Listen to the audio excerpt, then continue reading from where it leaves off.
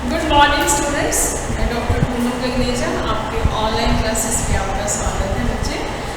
उम्मीद करती हूँ कि आप सब ठीक ठाक होंगे।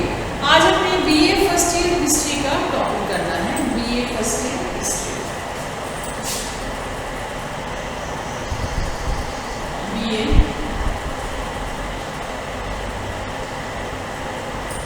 फर्स्ट ईयर इतिहास हिस्ट्री।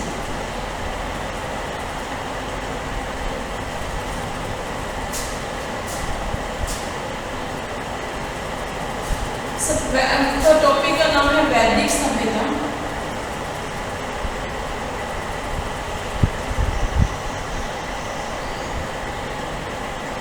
वैदिक सभ्यता ऋग्वैदिक काल, ऋग्वैदिक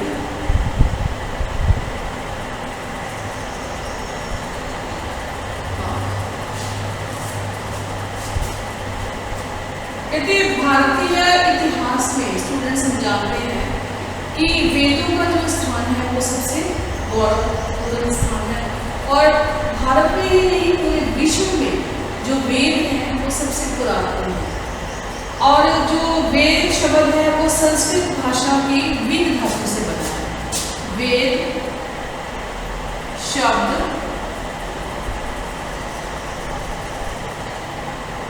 संस्कृत भाषा की विद धातु से बना है, और विद का अर्थ है ज्ञान। इसलिए जो वेदों का अर्थ है ज्ञान, वेदों का संपूर्ण अर्थ में क्या हो गया? ज्ञान। अब कहते हैं ज्ञान के भंडार है वेद, और प्राचीनतम होने के कारण कहते हैं इसे मानव रचित ना हो मानकर अपुरुषीय ईश्वर द्वारा, क्योंकि ये मानव ने किसी ने रचित नहीं किए, ये कहते हैं ईश्वर से सुनी हुई बातों के द्वारा ही कहते बाद में ये जन श्रुतियों के हिसाब से ये रचे। कहते हैं इसीलिए इन्हें श्रुति भी कहा जाता है। इसीलिए इन्हें क्या कहा जाता है? श्रुति, यानी सुन के लिखी गई है, इसलिए इन्हें श्रुति भी कहा जाता है। वेदों को श्रुति भी कहा जाता है क्योंकि ये जन श्रुतियों के हिसाब से लिखे गए, सुनकर लिखे गए। कहते हैं वेद किसी व्यक्ति विशेष के काल में नहीं लिखे गए। आर्य ऋषि ने जिस साहित्य की रचना की थी उसे वैदिक साहित्य का नाम दिया गया। और कहते हैं वैदिक आर्यों अथवा हिंदुओं के आचार विचार, रहन सहन, धर्म कर्म की जो व्यवस्था है हमें कहाँ से प्राप्त होती है? वेदों से प्राप्त है। और वेदों की संख्या कितनी है? 4 है। ऋग्वेद, सामवेद, यजुर्वेद और अथर्ववेद। वेद कितने हैं? वेद हैं 4 हैं। ऋग्वेद, सामवेद, यजुर्वेद और अथर्ववेद।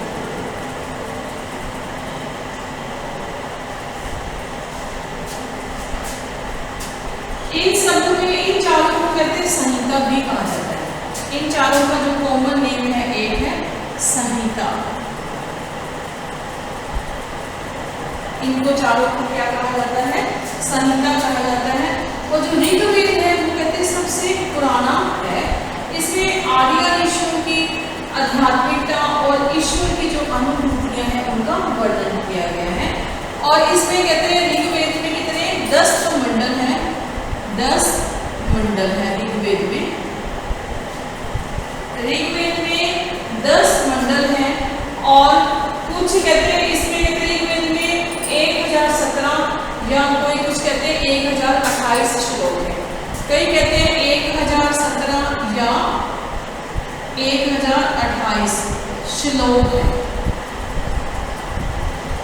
ऋग्वेद के अंदर, क्योंकि ये सबसे पुरातन वेद है इसलिए इसमें इतने सारे श्लोक और इतने सारे मंडल है। सूक्त का अर्थ होता है अच्छी उक्ति। अब सूक्त की बात करें जाए, सूक्त, सूक्त का अर्थ है अच्छी उक्ति, अच्छी बातें, अच्छी यानी अच्छी बातें, सूक्त का अर्थ है। आर्यों ने कहते अपने देवी देवताओं को प्रसन्न करने के लिए बहुत सारे सूक्तों की रचना की थी, जिससे देवी देवता प्रसन्न हो जाए। और कहते ऋषि भी उसी सूक्त का रचिता होता है, कोई ऋषि ही सूक्त को रचना करता है।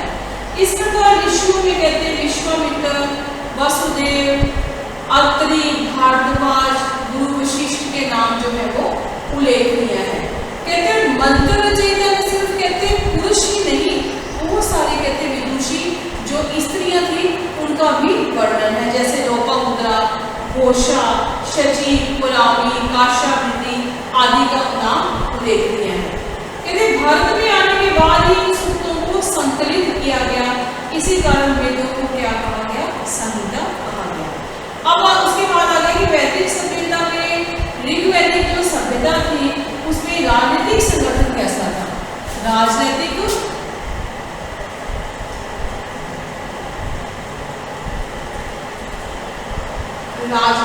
संगठन कैसा था।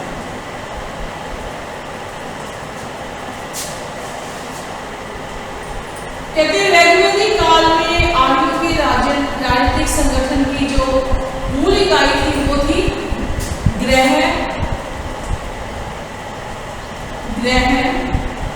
या फिर कुटुंब कह लो, ग्रह या कुटुंब थी। आर्यों का कौटुंबिक जो जीवन था वो कहते सुसंगठित था। कुटुंब का बड़ा बूढ़ा जो होता था, काफी बुजुर्ग होता था, वो क्या कहता था, गृहपति, यानी घर का मतलब मुखिया होता था, वो गृहपति कहलाता था। कुटुंब की कहते सबसे बड़ी जो इकाई थी, कुटुंब की बड़ी इकाई ग्राम कहलाई, निगाम कहलाई, कुटुंब की बड़ी इकाई ग्राम कहलाई। और इस ग्राम में कई कुटुंब कहते बसे हुआ करते थे, और ग्राम के अधिकारी को क्या कहते थे, ग्रामणी कहते थे। ग्राम के जो अधिकारी था उसे कहा जाता था ग्रामणी। ग्राम के अधिकारी को ग्रामणी कहा जाता था। अब कहते कोई ग्रामणी वंशज था, यानी वंश परंपरा के अनुसार था, चुनाव से होता था, ऐसा अभी कोई उल्लेख नहीं मिलता। और राजा द्वारा नियुक्त किया जाता था, ऐसा भी कोई उल्लेख नहीं मिलता। और कई गांवों के समूह को विश कहा जाता था, गांवों के समूह को विश कहते थे, विश कहा जाता था। जैसे आधुनिक तहसील जिसे कहते हैं, आधुनिक तहसील। ध्यान से सुनो, कुटुंब का जो नेता था वो गृहपति कहलाता था, और कई जो कुटुंब मिलके ग्राम के अधिकारी को ग्रामणी, और गांवों के या ग्राम के समूह को विश कहा जाता था, जैसे आधुनिक जिसे तहसील कहा जाता है। और विश के अधिकारी को विशपति, विश का जो अधिकारी था, जैसे ग्रह का अधिकारी गृहपति, विश का अधिकारी विशपति। विश का अधिकारी विशपति कहलाता था। और कई विश मिलकर कहते जन बनाते थे, और जन इकाई का अधिकारी गोप या रक्षक कहलाता था। और विश मिलकर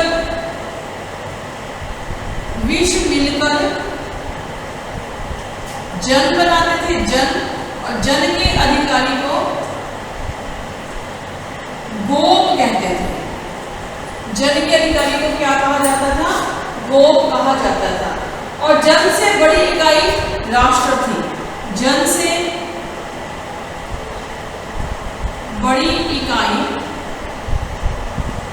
राष्ट्र थी। जन से जो बड़ी इकाई थी वो राष्ट्र थी। प्राय राजा भी जन का कहते जो अधिकारी हुआ करता था, इसलिए वो सम्राट की पदवी भी धारण करता था। और प्रमुख जन्म कहते बहुत सारे जन्म हुआ करते थे प्रमुख, जैसे कहते मत्स्य, यदु, कुरु, तुवर्स इत्यादि बहुत सारे जन्म भी हुआ करते थे। ऐसा अनुमान है कि ब्रह्मावर्त में जो भरत आधुनिक जयपुर है, भरत को आधुनिक जयपुर, उदयपुर अलवर का क्षेत्र था, मत्स्य पंजाब में अनुस तथा ध्रुव, दक्षिण में पूर्व में जो पश्चिम यदु और सरस्वती नाम के आसपास के लोग निवास करते थे। आर्यों के ये जन जो होते सर्वोच्च स्थापना के लिए आपस में कहते लड़ते झगड़ते भी रहते थे, कौन मेरे से बड़ा है, किसका मेरे से ज्यादा मतलब एरिया बड़ा है, या मेरी जनसंख्या बड़ी है, या मेरी सैन्य शक्ति बड़ी है, उस हिसाब से जन काम किया करते थे। 10 कहते ऋग्वेद में हमें 10 राजाओं के युग की जानकारी भी मिलती है। और भारतवर्ष के राजा सुदास ने विश्वामित्र को अपने पुरोहित पद से हटाकर कहते किसे गुरु वशिष्ठ को कहते पुरोहित बनाया था, और यही बात युद्ध का कारण भी बनी। और विश्वामित्र के नेतृत्व में कहते पुरुवंश के आर्यों ने राजा सुदास के विरुद्ध एक संघ बनाया था। फिर दोनों पक्षों में कहते रावी नदी के तट पर मिलकर कहते बहुत बड़ा भयानक युद्ध भी हुआ था। अब कहते राजा के जो अधिकार और कर्तव्य वो कौन से थे, राजा के अधिकार और कर्तव्य।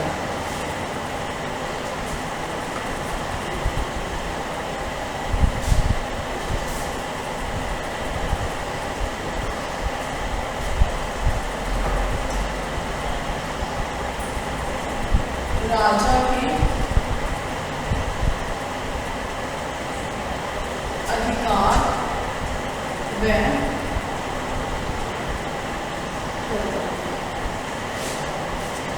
अब राजा के अधिकार और कर्तव्य कौन कौन से थे उसके बारे में हम आप चर्चा करेंगे कि राजा के भी एक अधिकार भी हैं। कहते आर्य कबीलों में राजा के पद की उत्पत्ति कब और कैसे हुई है, कहते कि विवादास्पद है, पता ही नहीं कब कैसे उत्पत्ति हुई।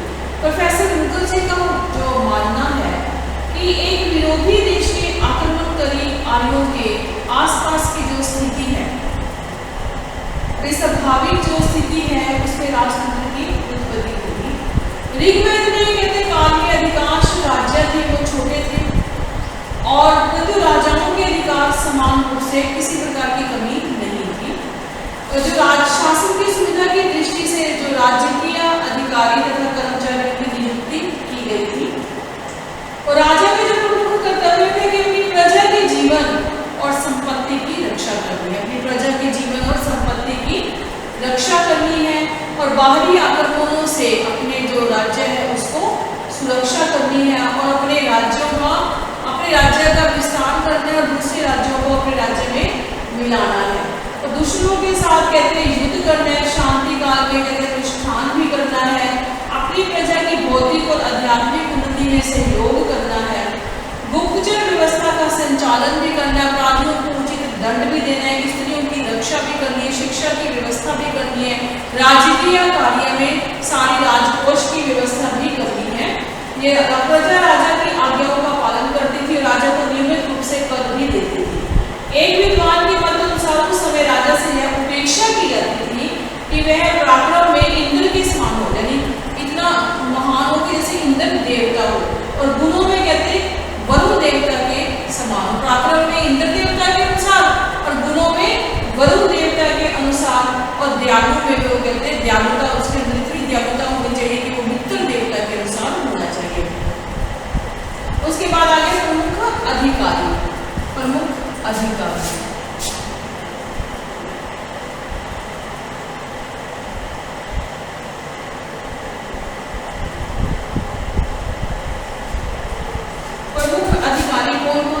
राजा के समय कौन कौन से प्रमुख अधिकारी रखे गए थे। कहते शासनिक कार्य करने के लिए जैसे सेनापति हो गए, पुरोहित हो गए और ग्रामीण लोग थे। पुरोहितों का काम क्या हुआ करता था कि राजा के पास रहते थे, यज्ञ और अनुष्ठान करवाया करते थे। एक राज्य मंत्री थे, पथ रक्षक, दार्शनिक और योद्धा भी हुआ करते थे। शांति काल में धार्मिक कार्य में व्यस्त रहते थे और युद्ध काल में वे राजा की जीत और सैनिकों का उत्साह बनाने के लिए दैवीय शक्तियों का आह्वान भी करते थे। प्रोफेसर कहते हैं कीथ मोहतिया ने कहा था कि वैदिक पुरोहित और ब्राह्मण राजनीतिकों के पूर्वज थे जिन्होंने समय समय पर भारत में व्यवस्था संबंधी मामलों में अद्भुत प्रतिभा दिखाई। कहते सेनानी अथवा सेनापति राज्य की सेना का क्या हुआ करता था? प्रधान हुआ करता था। युद्ध में सैन्य संचालन का उत्तरदायित्व कोषाधिकार के लिए कहते कोषाध्यक्ष नियुक्त किया जाता था।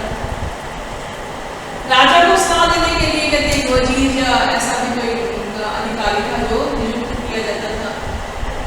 गुप्तचर भी थे, दीवारपाल भी काफी अधिकारी थे। उसके बाद आगे सभा और समिति। सभा व समिति।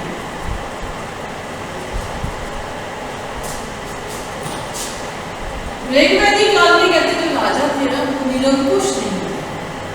ऋग्वेद में कहते सभा और समितियों का भी उल्लेख मिलता है जो राजा को कहते हमेशा ही शासकीय सलाह दिया करती थी, परंतु इनके वास्तविक अर्थ पर बहुत ही बड़ा मतलब मतभेद है। प्रोफेसर कीथ और गिलबर्ट दोनों विद्वानों का मानना है कि जो समिति संपूर्ण जाति की संस्था थी और सभा जो है उसका एक अंग था। समिति यानी बड़ी थी, समिति विशाल थी और सभा समिति का ही एक अंग थी।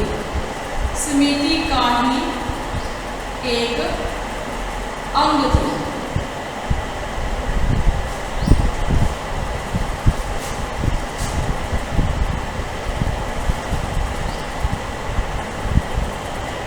कहते समिति कहते व्यापक संस्था थी, जैसे आजकल भी कहते लोकसभा लगा लो लोगों की संस्था थी, और समिति सभा जो थी वो ग्रामीण लोगों की जो सभा मान लो ऐसी हुआ करती थी। न्याय व्यवस्था कहते उस युग में कहते न्याय व्यवस्था जो थी वो चरमोत्कर्ष पर थी। न्याय व्यवस्था न्याय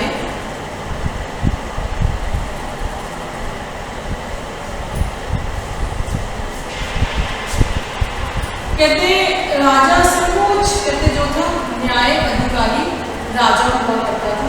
वह स्वयं अथवा पुरोहितों की सहायता से अभियोगों का क्या निर्णय करता था। ऋग्वेद काल में कहते बहुत से दंडनीय अपराधों का भी उल्लेख है, जैसे चोरी, डकैती, सेंध लगाना, जानवरों की चोरी करना, भाई बहन का आपस में विवाह हो जाना, ऋण ना चुकाना इत्यादि बहुत सारे अपराध थे और इन अपराधों का कहते राजा के द्वारा दंड भी दिया जाता था। कहते कुछ बहुत ऐसे उदाहरण भी मिलते, केवल मृत्युदंड भी दिया जाता था। कहते जैसे प्राणघात के लिए द्रव्य की प्रथा थी। गोल्डन के अनुसार अपराधियों को अग्नि परीक्षा, जल परीक्षा या परशु परीक्षा इत्यादि दी जाती थी। ऋण अदा न करने लोगों को दास बना दिया जाता था। दंड के रूप में जुर्माना लेने की प्रथा थी और गांवों में अपराधों के मामलों को निपटाने के लिए कहते 5 लोगों की सभा थी जिसे पंच सभा भी कहा जाता था। फिर है युद्ध विधि। ऋग्वेदिक काल में जन का प्रत्येक पुरुष जो होता था वो सैनिक होता था और आवश्यकता पड़ने पर उसे शस्त्र धारण करने में और युद्ध में भाग लेना भी पड़ता था। साधारण सैनिक पैदल युद्ध करते थे, धनुष, बाण, तलवार, भाला, फारसा आदि से, और कुछ राजा और योद्धा जो थे वो घोड़े पर बैठते थे और लोहे की कहते अपने ऊपर कहते एक कवच धारण करते थे और सिर पे भी कहते ऐसी कुछ टोपी लेके, लोहे की ऐसी टोपी लेके जहाँ जो दुश्मनों के जो बाण हैं या तलवारें हैं उनका सामना वो कर सके। और कहते असहाय घायल और शरण में आए हुए जो निशस्त्र व्यक्ति पर प्रहार कभी भी नहीं किया जाता था। यानी अगर कोई दूसरी 2 पार्टियों में युद्ध हो रहा है तो दूसरी सेना का जो घायल हुआ सैनिक है उसके ऊपर कभी वार नहीं किया जाता था, या जिसके पास कोई हथियार नहीं थे उसके ऊपर भी कोई वार नहीं किया जाता था। उसके बाद आ गया सामाजिक जीवन। सामाजिक जीवन में सबसे पहले आ गया परिवार।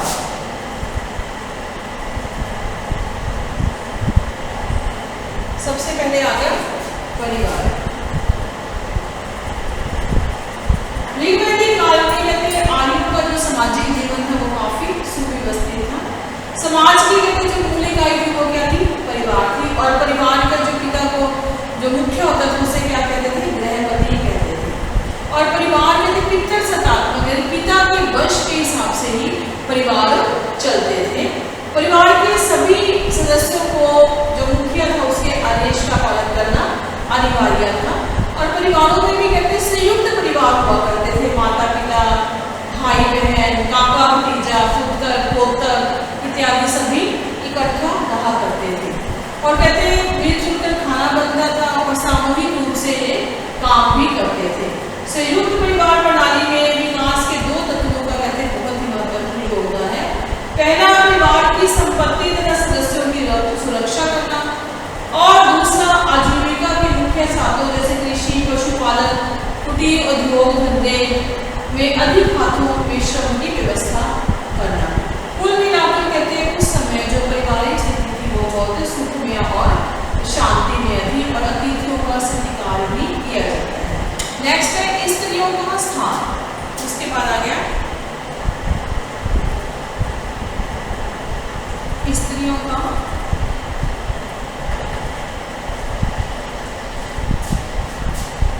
कहते परिवार में पुरुष की भांति कहते स्त्रियों को भी सम्मानित किया जाता था। परिवार में कहते सभी स्त्रियों को कहते उच्च स्थान था और अपने पति की अर्धांगिनी तथा गृह स्वामिनी भी मानी जाती थी। पत्नी की घर, पत्नी की गृहस्थी और पत्नी आनंद है। जहाँ जहाँ कहते स्त्रियों का समान है वहाँ देवताओं का निवास होता है। इसलिए यज्ञ राजन और धार्मिक उत्सवों में भी कहते संपूर्ण रूप से भाग लेती थी और पर्दा प्रथा की कोई भी प्रचलन नहीं था। जैसे इसी के परिणाम से बहुत से विदुषी स्त्रियां जैसे लोपामुद्रा, घोषा, श्रद्धा, अपाला इत्यादि बहुत सारी स्त्रियां भी हुई हैं। परिवार में कैसे स्त्री का मुख्य कार्य घर का प्रबंधन, घर की देखभाल करना था, बच्चों का लालन पालन करना, कटाई बुनाई करना। ऋग्वेद में कहीं कहीं अग्नि देवता के समान माना गया है स्त्री को। तो कहीं उसे कहते हैं उषा देवी, इस पर भात की देवी का नाम भी माना गया है। फिर भी ऋग्वेद में मंत्रों में पुत्रों की कामना अधिक देखी गई है। स्त्रियों को सभी प्रकार का सम्मान उपलब्ध था, परंतु शादी से पहले उन्हें अपने पिता के नियंत्रण में और शादी के बाद पति के नियंत्रण में और पति की मृत्यु के बाद वो पुत्र की देखरेख में ही अपना जीवन व्यतीत करते थे। फिर आ गया विवाह। नेक्स्ट है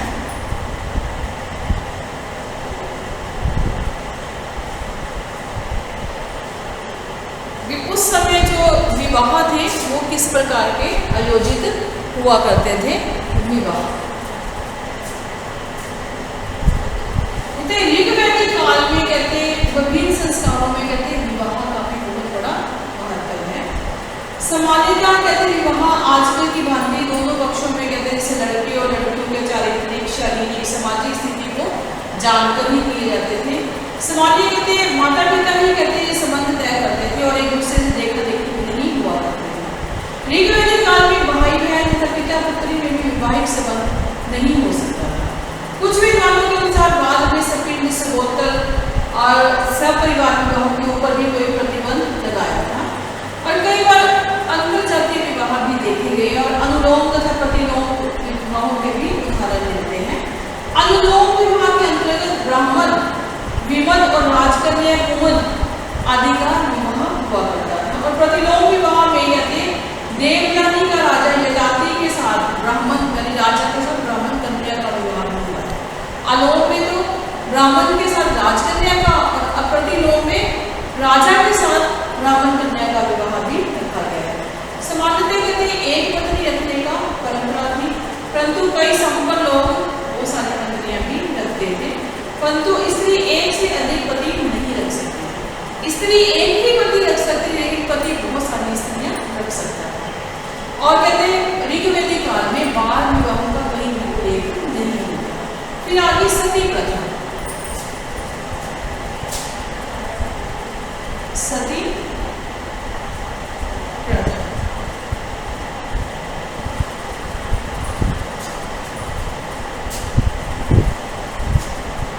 कहते सती प्रथा का प्रचलन कहीं कहीं था, परंतु उनके तर्कों में कोई विशेष अंश नहीं मिलता। कहते या तो ये जब विधवा कहीं कहीं कहते अधिकांश विद्वानों का मानना है कि ऋग्वैदिक काल में आर्यों में सती प्रथा प्रचलन नहीं थी। इसके साथ पर कहते विधवा स्त्री को पुत्र प्राप्ति की निमित्त से देवर के साथ से उत्पन्न संतान समाज में घृणित नहीं समझा जा सकता। और सती प्रथा का पुत्र कामना के लिए कहते उसे किसी अपने ही परिवार के किसी सदस्य के साथ उसका विवाह आयोजित कर दिया जाता था। उसके बाद आगे वर्ण व्यवस्था। वर्ण व्यवस्था ऋग्वैदिक काल में भी कहते भाई आर्यों की तरह दो वेद आए, एक तो आर्य और दूसरे अनार्य। आर्य जो थे वो श्वेत वर्ण के और अनार्य कृष्ण वर्ण के थे। और आर्य अपने को रक्त संबंधता के कारण अनार्यों से कभी भी संबंध नहीं रखते थे। और ऐसे ही कहते अमीर और गरीब दो वर्गों में विभक्त हो गए, क्योंकि दोनों वर्गों के रंग, शरीर, रचना, संस्कृति, भाषा इत्यादि में बहुत सारा भेदभाव बना हुआ था। और उसके बाद कहते इसी के अकॉर्डिंग कहते आगे जो वर्ण व्यवस्था में 4 भेदों में जो विभक्त हुई है वर्ण व्यवस्था, उसका वर्णन किया गया है। उसके बाद आगे वेशभूषा कैसी थी। वेशभूषा यानी उनका पहरावा कैसा था, वो क्या कौन सी चीजें पहनते थे और कैसी चीजें पहनना पसंद करते थे। वेशभूषा कैसी थी। कहते आर्यों की वेशभूषा जो साधारण थी वो 3 वस्त्र पहनते थे। कमर के नीचे धोती जिसे कहते हैं नीवी कहा जाता था, नीचे है उसे नीवी कहा गया। शरीर पर शाल की भांति ओढ़े जाने वाला वस्त्र था, ऊपर से चुन्नी ओढ़नी, शॉल ओढ़नी, उसे वास कहा जाता था। और ऊपर से धारण करने वाले को अधिवास। धोती को नीवी, जो चुन्नी या फिर शॉल ओढ़ी उसे वास, और ऊपर से ओढ़ने वाले को अधिवास कहा गया है। और कहीं कहीं से द्रापे भी कहा गया है। आर्यों में कहते पगड़ी पहनने का भी रिवाज था। पगड़ी को बोले उशनिया कहते थे। पगड़ी को क्या कहा जाता था? उशनिया। आर्यों में वस्त्र, सूत, ऊन और मृग चर्म के वस्त्र हुआ करते थे। वस्त्रों पर सोने चांदी की जरी का काम भी किया जाता था। आर्य स्त्री और पुरुष दोनों ही बाल रखते थे। पुरुष दाढ़ी रखते थे और स्त्रियां अपने केश सज्जा सजाती थी, जैसे गूंथती थी, चूड़ा बनाती थी, फूल लगाती थी। आभूषणों का भी दोनों को शौक था। प्राय स्त्री और पुरुष दोनों ही आभूषण पहनते थे। मुख्यतः हार, कंठ, नूपुर, गजरे, भुजबंद, केयर, कंगन, अंगूठी आदि आभूषण पहना करते थे। और सिर पर कुंभ नामक विशेष प्रकार का आभूषण भी लगाते थे। तो स्टूडेंट्स, बाकी जो रह गया तो नेक्स्ट लेक्चर में होगा। और ऋग्वैदिक काल में जो आज पढ़ा है बहुत ही इंटरेस्टिंग टॉपिक है। इसी के साथ आज का जो लेसन है हमारा वो खत्म होता है। उम्मीद करती हूँ कि आपको ये जो टॉपिक है अच्छी तरह समझ आ गया होगा। धन्यवाद स्टूडेंट।